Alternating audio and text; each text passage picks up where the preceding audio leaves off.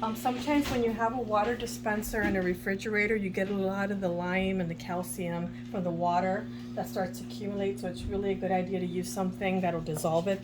This Lime Away works great to dissolve the water damage there, and then it'll scrub it away and leave it shiny. You kind of have to first put it in there for a bit, leave it for a couple of minutes to make sure you kind of can scrub it away. And you can see having something like this, these are called Scrub Daddies. They have like a different form than their average sponge, so you're able to get into the little corners there to really scrub it well. So now we're gonna go ahead and use a towel to just kind of dry it up. You can already see the difference. It's shiny.